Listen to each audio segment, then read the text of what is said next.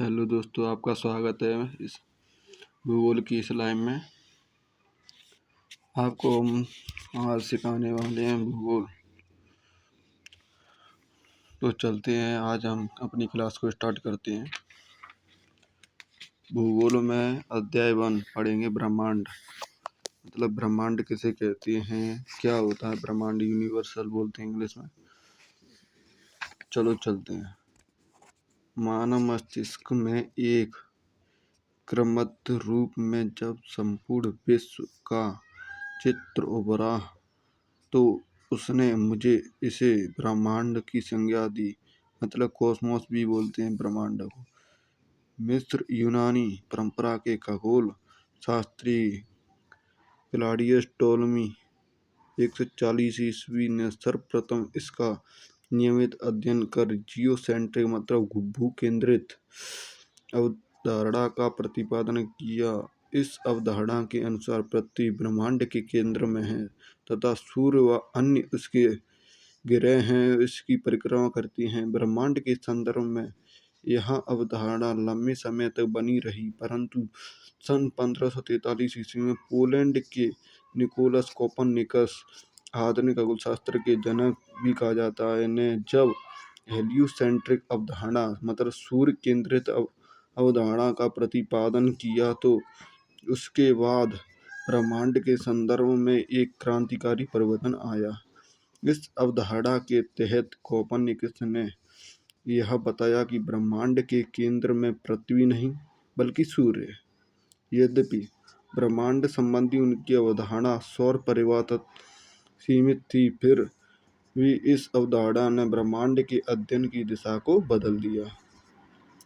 सन 1805 ईस्वी में ब्रिटेन के खगोल शास्त्री विलियम हर्शेल ने दूरबीन की सहायता से अंतरिक्ष का अध्ययन कर बताया कि सौरमंडल आकाशगंगा का एक अंश मात्र है। अमेरिका के खगोल शास्त्री एडविन पी हब्बल ने 1925 ईस्वी में यह स्पष्ट किया कि दृश्य पथ में आने वाले ब्रह्मांड का व्यास लगभग 250 करोड़ प्रकाश वर्ष है तथा इसके अंदर हमारी आकाशगंगा की भांति लाखों आकाशगंगा स्थित हैं। वस्तुतः ब्रह्मांड की अवधारणा में क्रमिक परिवर्तन हुए एवं इसकी उत्पत्ति की व्याख्या के संदर्भ में कई सिद्धांत भी दिए गए हैं, जिनमें निम्न प्रमुख हैं। ब्रह्मांड की उत्पत्ति से संबंधित सिद्धांत।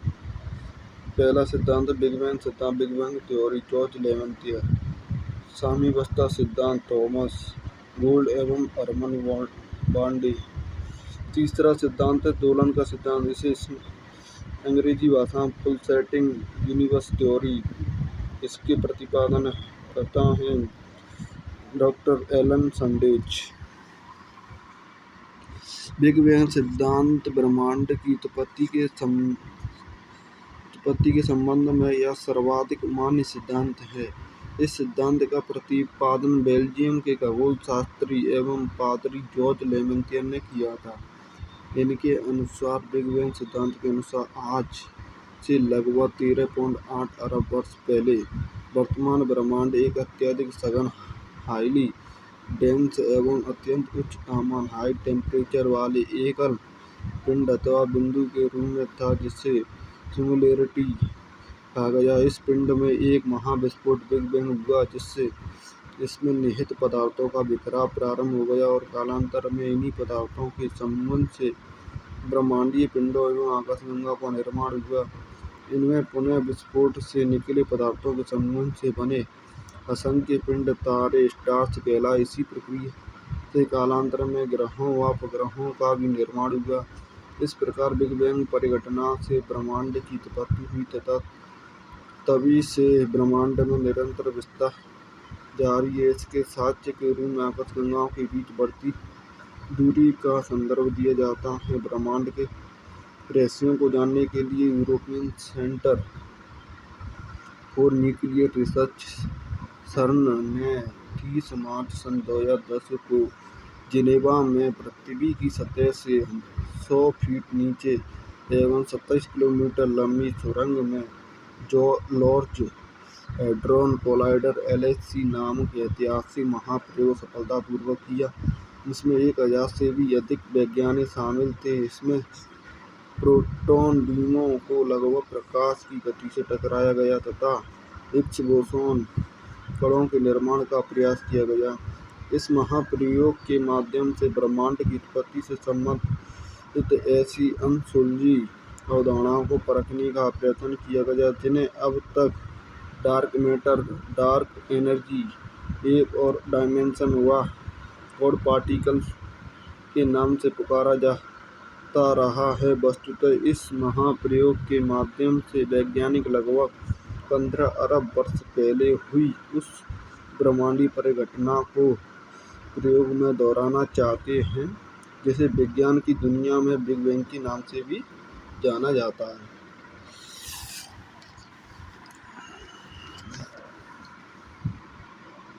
ऐसी अवधारणा है कि गॉड पार्टिकल्स नाम से जाने जाने वाला हिग्स बोसॉन में ही ब्रह्मांड के निर्माण का रहस्य छिपा हुआ है, क्योंकि इसे परमाणु की सबसे आधारभूत इकाई माना जाता है।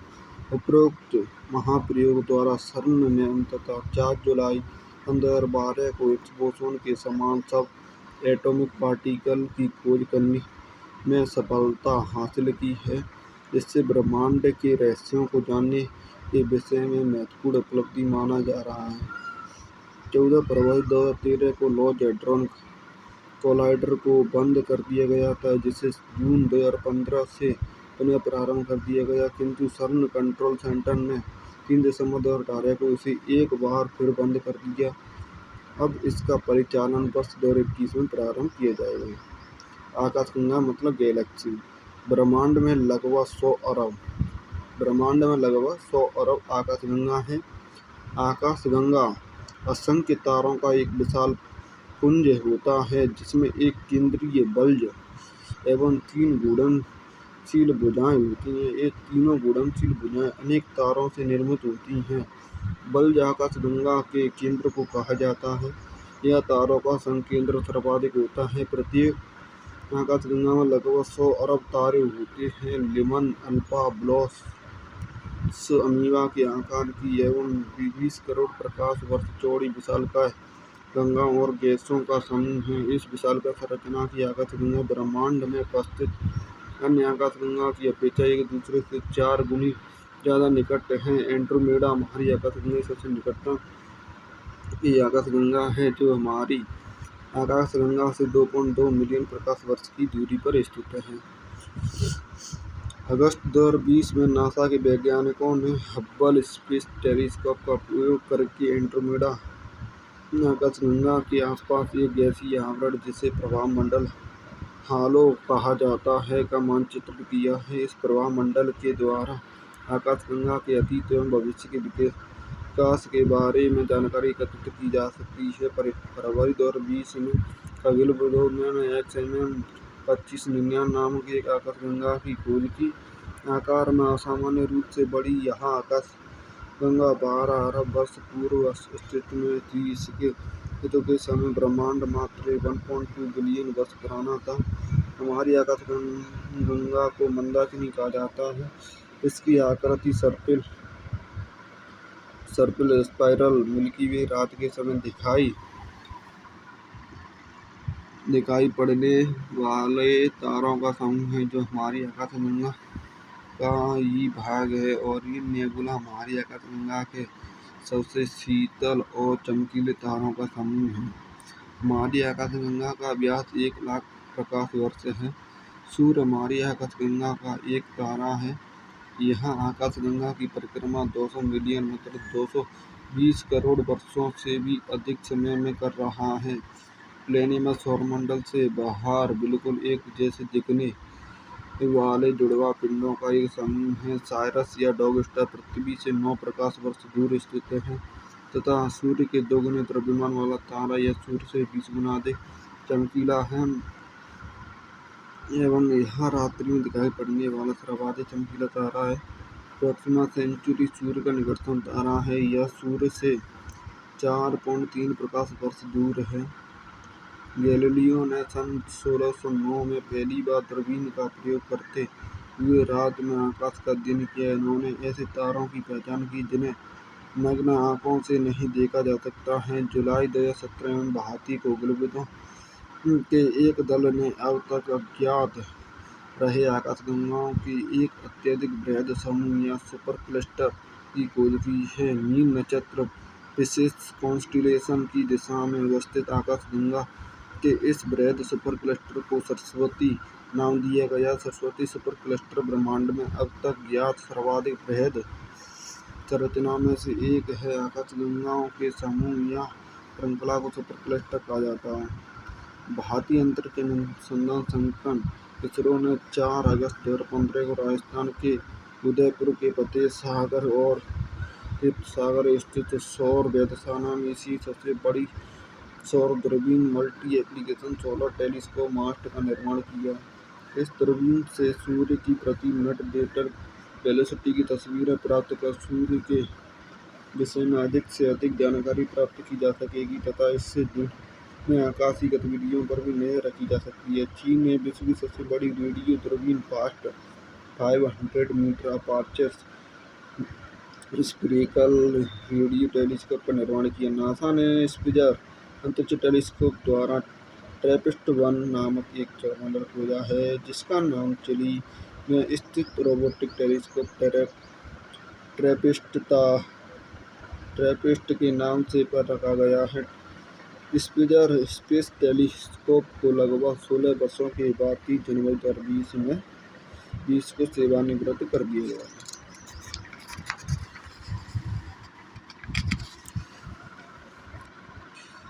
जेम्स वेब दूरदर्शी विश्व की सबसे बड़ी अंतरिक्ष दूरदर्शी है। इसका प्रक्षेपण एरियन 5 रॉकेट के माध्यम से वर्ष 2021 में फ्रेंच गुयाना से किया जाएगा। इस टेलीस्कोप के माध्यम से ट्रैपिस्ट फर्स्ट सौरमंडल पर जीवन की संभावनाओं को तलाशा जाएगा। इस सौरमंडल पर जीवन की प्रबल संभावना है, क्योंकि ये हैवी टेबल या गोल्डीलॉक जोन में स्थित है। गोल्डीलॉक क्षेत्र किसी सौरमंडल के तारे सूर्य से वह निश्चित दूरी होती है जहां स्थित ग्रहों का तापमान जीवन के लिए उपयुक्त होता है। तारे, अब हम पढ़ेंगे तारे की उत्पत्ति और विनाश के बारे में। आकाशगंगा के घूर्णन से ब्रह्मांड में विद्यमान गैसों का मेघ प्रभावित होता है तथा परस्पर गुरुत्वाकर्षण के कारण उनके केंद्र में नाभिकीय संलयन न्यूक्लियर फ्यूजन शुरू होता है। वहाँ हाइड्रोजन के हीलियम में बदलने की प्रक्रिया प्रारंभ हो जाती है। इस अवस्था में यह तारा बन जाता है। केंद्र का हाइड्रोजन समाप्त होने के कारण तारे का केंद्रीय भाग संकुचित व गर्म हो जाता है, किंतु इसकी बाह्य परत में हाइड्रोजन का हीलियम में बदलना जारी रहता है। धीरे धीरे तारा ठंडा होकर लाल रंग का दिखाई देने लगता है, जिसे रक्त दाना रेड गैस कहा जाता है। इसके बाद हीलियम कार्बन में और कार्बन भारी पदार्थों जैसे लोहा में परिवर्तित होने लगता है। इसके फलस्वरूप तारे में तीव्र विस्फोट होता है, जिसे सुपरनोवा विस्फोट कहते हैं। यदि तारों का द्रव्यमान 1.4 ms से कम होता है तो वह अपनी नाभिकीय ऊर्जा को खोकर श्वेत वामन व्हाइट ड्वार्फ में बदल जाता है, जिसे जीवाश्म तारा भी कहा जाता है। श्वेत वामन ठंडा होकर काला वामन में परिवर्तित हो जाता है।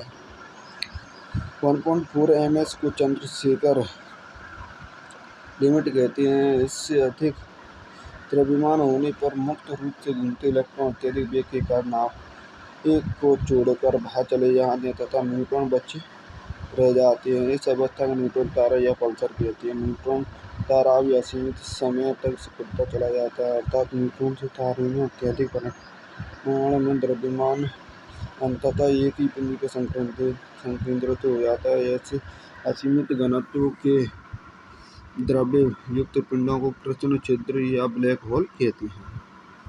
इस ब्लैक होल से किसी भी द्रव्य यहाँ तक कि प्रकाश का पलायन भी नहीं हो सकता, इसलिए ब्लैक होल को देखा नहीं जा सकता। 1960 के दशक में ब्लैक होल की संकल्पना को जॉन व्हीलर ने प्रतिपादित किया था। रॉक ब्लैक होल 2 या अधिक ब्लैक होलों का समूह है। वर्ष 2019 में laser interferometer gravitational wave observatory LIGO में स्थित गुरुत्वाकर्षण तरंग वेधशालाओं के द्वारा 2 असामान्य द्रव्यमान वाले ब्लैक होल के लिए विलय का पहली बार पता लगाया गया। इस घटना को GW 19412 नाम दिए गए। क्वेसर एक चमकीला खगोलीय पिंड है जो अत्यधिक मात्रा में ऊर्जा उत्सर्जित करता है। नासा ने अब तक जाने गए सबसे पुराने तारे की खोज की जिसे केपलर 444 नाम दिए गए हैं। Thank you very much. अब क्लास को हम दूसरे दिन करेंगे। आज के लिए यहीं तक। Thank you very much. Channel को सब्सक्राइब एवं शेयर कर देना। थैंक यू वेरी मच सभी को। Bye bye, take care.